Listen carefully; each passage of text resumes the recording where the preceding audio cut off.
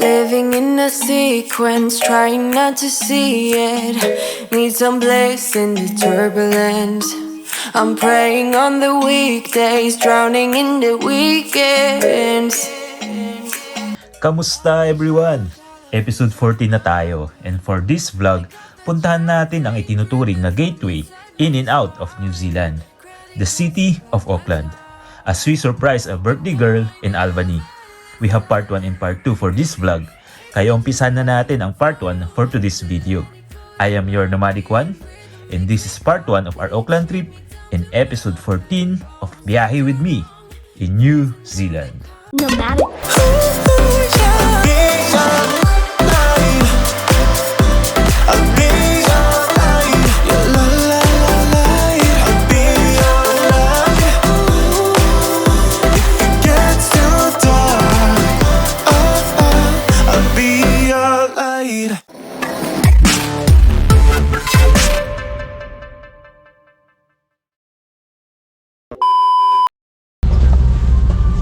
Kamusta everyone? I'm your Nomadic Juan, ang iyong hugot travel bay na may puso, and welcome back to another vlog, and this is episode 14 of our Bae'yahe with me in New Zealand. And for today's vlog, pupunta tayo ng Auckland, so gawin natin itong 2 parts. Ito ang part 1 ng ating Auckland. So just a little backstory, magbo-birthday yung isang kababata natin tomorrow at hindi niya alam na pupunta tayo ngayon, so surprise natin siya, and pasyal muna, and then yung part 2 is antay natin yung mga kasama natin sa Wellington. Pupunta sila dito sa Auckland, and then gala ulit tayo. So yun, keep on watching everyone, update na lang. Later in the flight, Kieran will talk to you with an update of our time of arrival and the current weather. So please sit back, relax. We're just waiting for the last of the paperwork, and then we'll do our best to get you to Auckland as quickly and as safely as possible. Thank you. All the shallow friends are mine. I got the champagne dripping from inside my spine. No credit cards to buy my time. You know I never listen.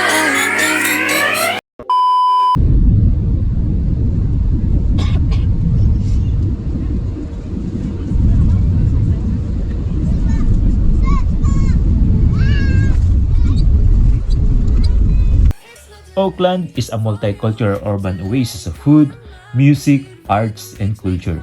It's where sparkling waters and lush landscapes meet city sophistication. Auckland has an impressive variety of restaurants, cafes, and bars to suit every taste and budget. Talaga namang mamamangha ka at ma-enjoy mo ang food trips with a view and shopping galore dito. This is where city life comes to life. On a Sunday, knocked out on the Mondays. All the shallow friends are mine. I got the champagne dripping from inside my spine. No credit cards to buy my time. You know I never listen. At yun mga Juan, nandito na tayo sa may Auckland, and we are on our way to Albany. So initially, imimisa na natin sila Marisa may Westfield, pero masama daw yung pakiramdam niya, so diretso na tayo sa bahay niya, and tingnan natin kung anong maging reaction niya pag bukas niya ng pinto at makita tayo. So yun, update na lang.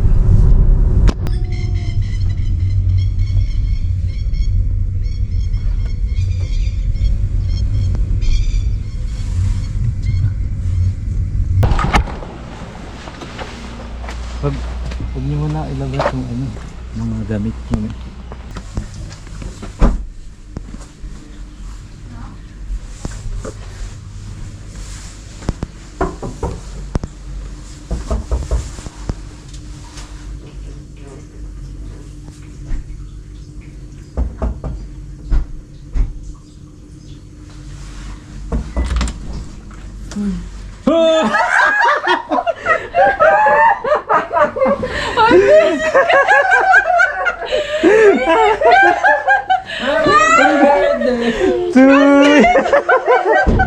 Anong ginagawa mo dito? Happy birthday! Sino nandun? May ibang tao. Si Karen na. Hello. Ay, niya ba si Karen? Kitchen nila. Hello there! Birthday to you. Happy birthday to you. Happy birthday, happy birthday. Happy birthday to you. And first stop natin, ang Albany, a northern suburb of Auckland. Albany was until recently town in its own right. As much of the land north of Albany is semi-rural, it gives the feeling that it's not quite part of Auckland. You will find a range of accommodation in Albany, as well as many activities nearby including quad biking, indoor go-karting, scenic tours, and more. Yon, birthday girl. Surprise yarn. Isip di ako nakatunog. Birthday girl at sipat. Diyan oh. Kaya pa mahulog yan, hindi natin magkuha yan. Makukuha, pero sira. May sakayan dyan pala. Oo, dyan. Nakita ko lang kinate. Oo? Wow. Alam mo yung parang may... Ayun, ayun. Ayun o. Oo, kuya. Yan lang kasi ngayon.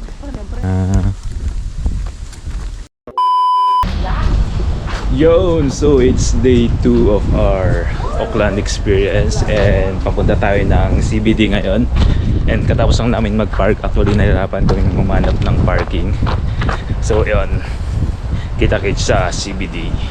Next stop, ang Auckland Central Business District. The Auckland CBD, also called the City Center, is the geographical and economic heart of Auckland metropolitan area. The area is made up of the city's largest concentration of skyscrapers and businesses, which form an iconic skyline. So ayun mga Juan, andito na tayo sa may Auckland CBD and nagbus kami. Initially nag-car kami from Albany pero mahirap daw yung parking dito sa may mismong CBD nila. So advice ko sa inyo, i-park nyo somewhere yung car nyo tapos magbus na lang kayo papuntang CBD at magbus to roam around the city. So ayun, ikot-ikot muna tayo. Dizzy on a Sunday, knocked out on the Mondays. All the shallow friends of mine. I got the champagne dripping from inside my spine. No credit cards to buy my time. You know I never listen. At yun mga Juan, nandito tayo sa may Bae'yahe Harbor. So ito yung tinatawag nilang Bae'yahe Harbor dito sa may Auckland CBD. Puro mga yate makita nyo dito. So good siya for sightseeing.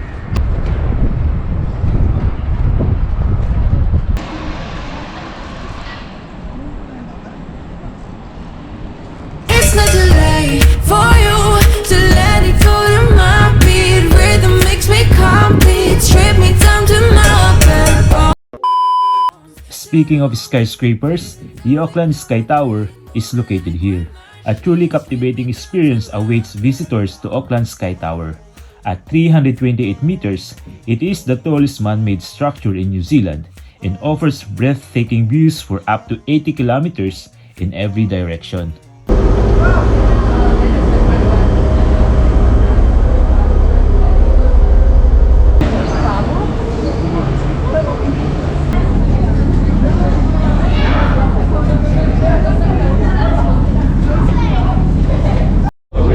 So sumakay kami ng ferry papunta Devonport and then magbus na tayo papunta Albany. Ayoko matumba.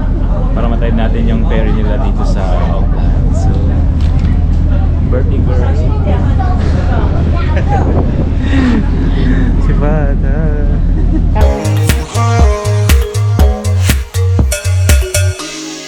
Rhythm makes me to my bare bones. The face of concrete, just let it go. Rhythm makes me to my bare bones, to my bare. It's not too late for you to let it go to my beat. Rhythm makes me complete. Strip me down to my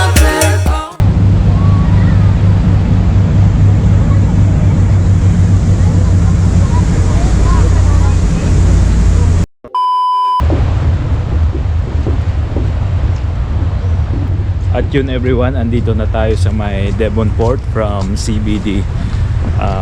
Yung ticket is $8 one way, mga 10 minutes siya. So explore natin ang Devonport konti, then balik na tayo ng Albany. Next stop, Devonport. Enjoy a 10-minute ferry ride across Waitemata Harbor from Auckland's downtown ferry terminal to Devonport. Porcelain sand beaches, fresh azure waters, sweeping 360 views of Auckland, a heritage movie theater, novel history, seaside playgrounds, art galleries, dining, and boutique village shopping are all waiting for you in Devonport.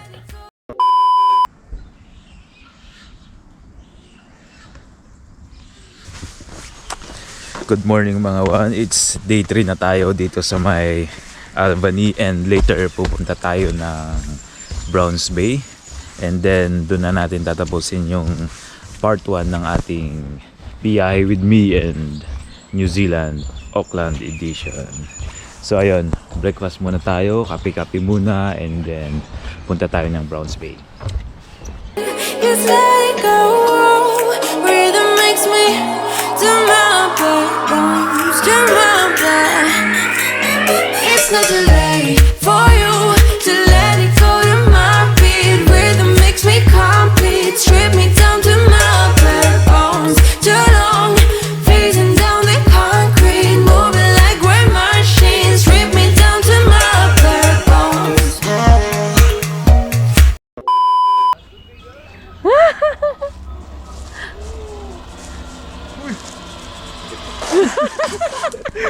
Bakit ka pa?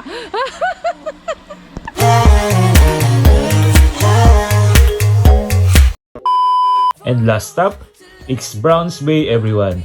Browns Bay has the feel of a seaside holiday town with a vibrant collection of shops and bars set just a few meters back from the beach.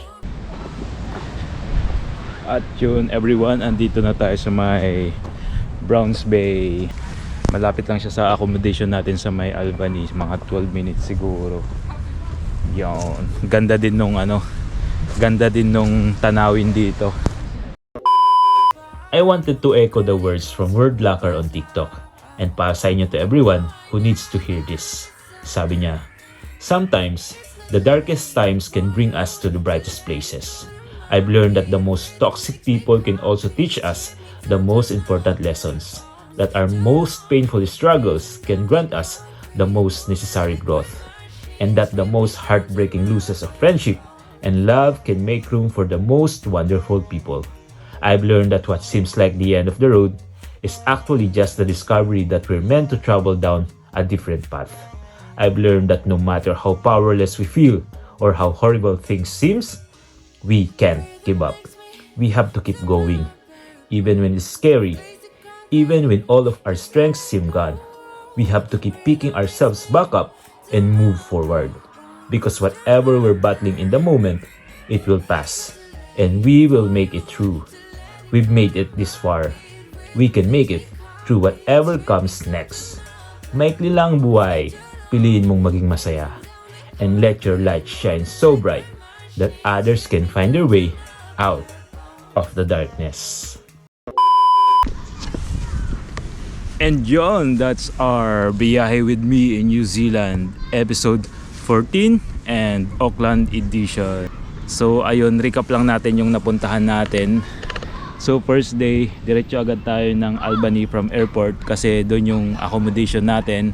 Then stroll sa may Albany. And then second day natin, nagpunta tayo ng city. Pinunta natin yung Bae'yahe Harbor saka yung Sky Tower sa may Auckland. And then third day na tayo, andito tayo sa may Browns Bay. So magandang pasyalan din dito. Parang masarap maligo, maganda yung tanawin. So ayun, medyo mahaba na yung vlog natin. So please abangan nyo yung part 2 nito. So this is part 1 of our Auckland edition. So sa mga bago pa lang sa channel ko, I'm your Nomadic Juan, ang yung Hugo Travel Bay na may puso. At kung hindi pa kayo nakasubscribe sa aking YouTube channel, please don't forget to hit the notification bell para naman updated kayo sa mga bagong videos ko.